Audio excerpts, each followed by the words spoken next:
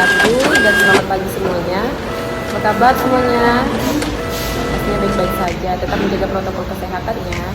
Baiklah, sebelum kita memulai pembelajaran pada hari ini, alangkah baiknya kita berdoa terlebih dahulu agar diberi kemudahan dalam memahami materi pembelajaran kita pada hari ini. Berdoa dimulai. Selesai. Baiklah, sebelum memulai kegiatan pembelajaran, silakan adik-adik mengisi absen di Google Form yang sudah Ibu bagikan. Nah, setelah itu di sini Ibu akan menyampaikan tujuan pembelajaran kita pada hari ini tentang sistem pencernaan. Yang pertama itu kita akan menganalisis zat makanan yang diperlukan oleh tubuh manusia sehari-hari dan berbagai sumber informasi. Yang kedua, mengidentifikasi salah satu bagian saluran pencernaan, saluran manusia melalui berbagai media informasi dan mengenali posisi alat pencernaan dan kelenjar serta fungsinya. Baiklah, langsung saja kita masuk ke materi pembelajaran. Nah, sistem pencernaan manusia itu membutuhkan makanan yang diperoleh dari tumbuhan dan hewan. Makanan yang kita makan itu nanti harus dicerna melalui organ tubuh kita yang nantinya akan dipecah menjadi molekul yang lebih kecil atau sederhana. Nah, proses pencernaan ini bisa berlangsung dalam saluran pencernaan makanan dan diedarkan ke seluruh tubuh setelah berbentuk molekul-molekul yang kecil. Nah, secara umum pencernaan makanan ini dibagi menjadi dua. Yang pertama ada pencernaan secara mekanik dan kimiawi. Pencernaan secara mekanik ini adalah proses pengubahan makanan dari bentuk kasar menjadi bentuk halus, sedangkan pencernaan kimiawi dari bentuk kompleks menjadi lebih sederhana lagi. Nah, di mana pencernaan secara kimiawi ini juga dibantu oleh enzim. Nah, jadi ada yang tahu enzim itu apa? Nah, enzim adalah zat kimia yang dihasilkan oleh tubuh yang berfungsi untuk mempercepat reaksi-reaksi kimia dalam tubuh. Nah, adapun zat-zat makanan yang diperlukan oleh tubuh seperti karbohidrat, protein, lemak, vitamin, dan mineral, yang terakhir air. Karbohidrat ini merupakan zat makanan sumber penghasil energi yang sangat diperlukan oleh tubuh. Selain sebagai sumber energi, karbohidrat juga berfungsi sebagai bahan pembentuk protein dan lemak yang berperan untuk menjaga keseimbangan asam dan basa. Nah, karbohidrat ini digolongkan lagi menjadi beberapa bagian. Yang pertama ada monosakarida, disakarida, polisakarida. Nah, di mana monosakarida ini lagi terpecahkan menjadi bentuk ada teriosa, tetrosa, pentosa, dan heksosa, atau glukosa, fruktosa, dan galaktosa. Nah, sedangkan disakarida itu contohnya itu ada sukrosa atau gula tebu, maltosa dan salobiosa, laktosa, gula susu. Sedangkan polisakarida itu contohnya heparin, amilum, selosa, lignin, insulin, kalsium pekat, glikogen, pektin, dan kitin. Selanjutnya ada protein. Nah, di mana setiap sel hidup itu tersusun atas protein. Protein ini merupakan bagian penting dalam plasma sel. Selain sebagai komponen pokok, protein juga tersedia sebagai cadangan makanan, misalnya pada biji-bijian. Nah, sumber protein berasal dari protein hewani dan nabati. Contohnya itu protein hewani itu terkandung dalam daging, ikan, telur, susu, dan keju. Sedangkan protein nabati itu terkandung dalam biji-bijian, kacang-kacangan, dan gandum. Yang ketiga itu ada lemak. Nah, lemak ini merupakan sumber energi yang menghasilkan kalori paling besar di dalam tubuh dibandingkan karbohidrat dan protein. Selain itu, fungsi lemak juga sebagai pelarut vitamin A, D, E, dan K. Ini pelindung organ tubuh. Nah, bahan pembentuknya itu membran sel, bahan untuk pembuatan hormon steroid atau contohnya itu estrogen dan progesteron, dan menjaga suhu tubuh. Nah, lemak ini dibedakan berdasar tingkat kejenuhannya. Ada lemak tak jenuh dan lemak jenuh.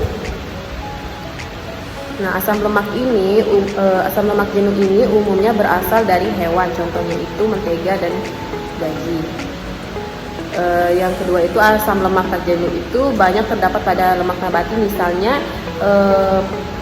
minyak jagung, minyak kedelai, minyak kelapa, dan minyak sayur lainnya. Kemudian ada vitamin dan mineral. Vitamin dan mineral ini dibutuhkan oleh tubuh dalam jumlah kecil, tetapi keberadaannya mutlak diperlukan. Nah, vitamin A, D, E, dan K ini adalah jenis vitamin yang larut dalam lemak. Nah, selain keempat vitamin tersebut, semua tergolong vitamin yang larut dalam air. Vitamin yang berfungsi sebagai regulator atau zat pengatur. Beberapa mineral yang berwujud garam atau unsur merupakan komponen vital bagi tubuh. Nah, mineral berfungsi sebagai pembentuk hormon, tulang, gigi, dan darah. Mineral juga berfungsi sebagai regulasi fungsi tubuh untuk pertumbuhan dan metabolisme berdasarkan jumlah asupan mineral yang dibutuhkan oleh tubuh. Nah, ini juga dikelompokkan menjadi dua, ada makronutrien dan mikronutrien. Nah, makronutrien ini merupakan mineral yang dibutuhkan dalam jumlah yang cukup banyak oleh tubuh. Contohnya itu nitrogen, magnesium, dan kalium. Nah, sedangkan mikronutrien ini adalah mineral yang dibutuhkan dalam jumlah sedikit. Contohnya itu Fe yang memiliki peranan dalam pembentukan molekul hemoglobin dan sel darah merah. Selanjutnya yang terakhir itu ada air, mana air ini merupakan fungsi utama antara lain untuk mengangkut nitrogen ke dalam jaringan. Nah, dan juga mengangkut sisa metabolisme yang tidak terpakai dari jaringan keluar tubuh, dan sebagai medium berbagai reaksi kimia dalam tubuh. Nah, air ini masuk ke dalam tubuh antara lain melalui air minum, makanan, buah, sayur, dan daging.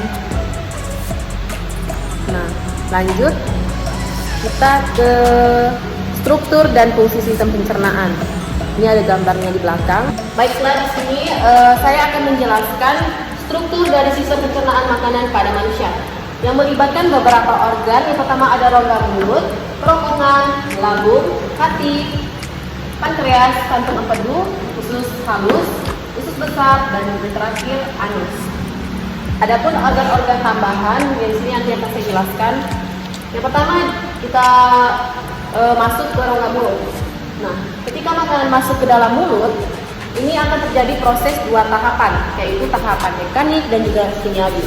Di mana tahapan mekanik ini yang melibatkan organ tambahan seperti gigi dan lidah. Di mana gigi dia berfungsi untuk menghancurkan makanan ketika masuk ke dalam mulut. Nah, itu merupakan proses secara mekanik. Nah, sedangkan lidah itu dia menghasilkan kelenjar ludah, di mana di situ kelenjar ludah ini merupakan proses dari kimiawi karena dia melibatkan enzim yang dihasilkan oleh tubuh manusia.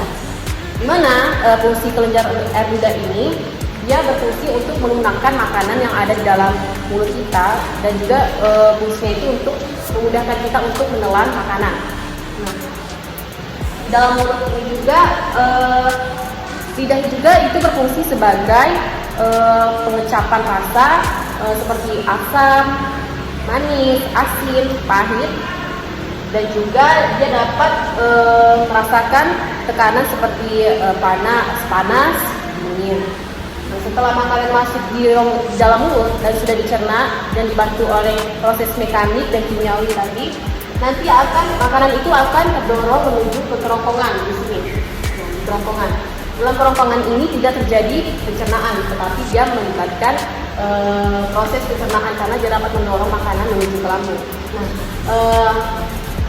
di kerongkongan ini untuk memasukkan makanan menuju ke lambung itu terdapat proses yang dinamakan gerakan peristaltik, yang mana gerakan peristaltik ini merupakan gerakan bantuan untuk mendorong makanan menuju ke lambung. Nah, di kerongkongan ini juga makanan itu berdiam selama sekitar 6 detik saja, tidak lama-lama, karena kalau lama-lama makanan itu akan menumpuk dan kita bisa terjadi sesak napas atau bisa mengalami kematian. Makanya kalau makan itu jangan langsung ditelan, tapi harus dikunyah terlebih dahulu ya. Kemudian di kerongkongan kita masuk menuju ke lambung. Nah, di lambung ini juga proses makanan sudah dicerna dan juga terdapat juga dua tahapan, yaitu tahapan mekanik dan juga kimiawi. Di mana tahapan mekanik ini dia mendapat melalui bantuan si lambung ini kan terdapat tiga lapisan kotor. Nah, yang pertama itu ada lapisan otot berserabut milik, yaitu terletaknya ada di dalam. Kemudian ada otot berserabut melingkar yang letaknya ada di tengah. Kemudian yang di luar itu otot berserabut memanjang. Nah, dengan adanya ketiga otot ini, lapisan otot ini dapat melakukan berbagai gerakan kontraksi. Nah, gerakan kontraksi tersebut berguna untuk mencerna makanan dan mencampurkannya dengan enzim sehingga terbentuk seperti bubur atau krim. Sedangkan secara kimiawi di sini dia melibatkan getah lambung, di mana getah lambung ini merupakan zat-zat kimia yang sebagian besar terdiri atas air, asam lambung atau HCl yang berfungsi untuk membunuh kuman atau mikroorganisme yang ada di dalam makanan. Nah, dan juga dia dapat mengaktifkan enzim pepsinogen menjadi pepsin. Kemudian ada enzim renin. Nah, ini kita ulangi, mana enzim pepsin ya. Enzim pepsin ini dia berfungsi sebagai mengubah protein menjadi peptol. Sedangkan renin ini dia berfungsi mengubahkan kasein dalam susu. Yang di fase itu dia berfungsi mengubah lemak menjadi gliserol dan asam lemak. Jadi fungsi si enzim dari lambung itu yang tadi pepsin, ada renin, ada lipase, itu dia dapat memecah makanan yang tadinya hanya kompleks, dia merubahnya lebih menjadi sederhana agar mudah dicerna. Lanjut ke fungsi selanjutnya itu hati. Nah, hati ini secara garis kecil saja ya, kan secara garis besar seperti tahu melalui mulut, kerongkongan, lambung, usus besar dan usus halus. Dan usus sama. Oke, lanjut ke hati. Nah, hati ini dia berfungsi sebagai untuk memproduksi enzim-enzim dan juga dapat merombak sel darah merah yang sudah mati. Nah, dia juga dapat menampung vitamin yang larut dalam lemak. Kalian tahu vitamin apa? Ya, vitamin A, D, E, dan K. Nah, kemudian dia juga dapat menyimpan cadangan gula dalam bentuk glikogen dan mengubahnya menjadi glukosa bila diperlukan oleh tubuh. Nah, dia juga dapat mengubah kolesterol dan asam amino menjadi glukosa dalam kondisi tubuh ketika kehabisan glikogen. Nah, serta dapat menetralisir zat-zat kimia berbahaya hasil dari metabolisme tubuh ataupun dari luar tubuh. Kemudian lanjut ke kelenjar pankreas. Nah, kelenjar pankreas ini dia setiap hari dapat memproduksi 1.200 sampai 1.500 ml cairan pankreas. Nah, cairan ini terdiri atas air, garam, sodium bikarbonat dan enzim. Sodium bikarbonat ini dia memberi sifat alkali pH dari 7,1 sampai 8,2. Nah, pada cairan pankreas ini dia dapat menghentikan kerja pepsin dari lambung dan dapat menciptakan suasana asam bagi usus. Nah, enzim dari pankreas ini dia antara lain contohnya itu ada enzim amilase pankreatik, tripsin, chymotrypsin, dan karbosifolipeptidase, lipase, dan pankreatik. Kemudian lanjut ke usus halus. Setelah makanan menuju lambung dan dibantu oleh si hati dan pankreas untuk melancar proses pencernaan, dia akan masuk ke dalam usus halus. Nah, usus halus ini dia merupakan salah satu saluran menyerupai selang dengan diameter sekitar 2,5 cm. Di dalam usus halus juga terdapat struktur yang disebut pili. Nah, pili ini merupakan tonjolan-tonjolan yang memperluas permukaan usus sehingga meningkatkan penyerapan pada permukaan pili. Dan di dalam pili ini juga terdapat mikrofili. Nah, dalam usus halus ini juga terjadi dua proses tahapan penting, yaitu pencernaan dengan bantuan enzim dan penyerapan sari-sari makanan ke dalam pembuluh darah. Dalam menjalankan fungsinya, usus halus ini juga dibantu oleh hati, pankreas, dan kelenjar pada dinding halus. Nah, setiap organ tersebut akan mengeluarkan enzim yang membantu dalam proses pencernaan. Nah, hati ini dia menghasilkan pedu yang di dalamnya terdapat cairan pedu. Nah, adapun fungsi dari cairan empedu ini, dia memiliki fungsi untuk memecah lemak agar mudah dicerna oleh tubuh. Empedu ini dia tidak mengandung enzim, namun dia berperan dalam memecah lemak. Selain itu hati ini tadi juga dia merupakan tempat metabolisme protein, lemak dan karbohidrat. Nah, pada saat proses pencernaan berlangsung. Nah, kantung empedu ini juga dia akan melepaskan cairan empedu menuju ke duodenum melalui saluran empedu menuju ke sini. Kemudian lanjut setelah ke usus halus, lanjut ke usus besar. Nah, usus besar ini dia tidak terjadi lagi proses pencernaan, melainkan dia melalui tahap proses penyerapan nutrisi makanan. Jadi ketika nutrisi makanan itu tidak mengandung nutrisi atau sudah habis diserap oleh si usus ini, nanti akan keluar menuju anus.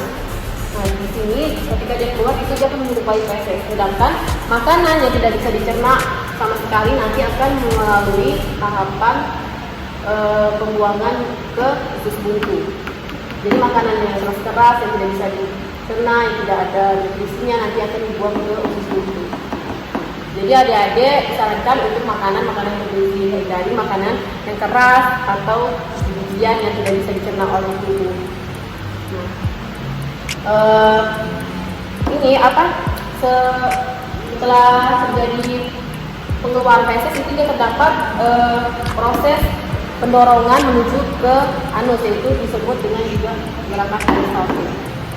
Baik, sekian dari penjelasan tentang sistem pencernaan pada makanan pada manusia.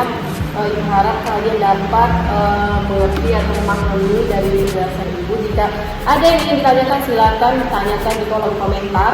Nanti kita akan bahas materi ini. Baiklah adik-adik, itu cuma para materi dari Ibu tentang sistem pencernaan pada manusia. Ibu harap kalian mengerti semuanya. Jadi secara garis besar, sistem pencernaan pada manusia itu dia melalui tahapan-tahapan untuk pencernaan agar makanan bisa dicerna dan melakukan penyerapan dengan baik agar tubuh dapat ternutrisi dengan baik. Jadi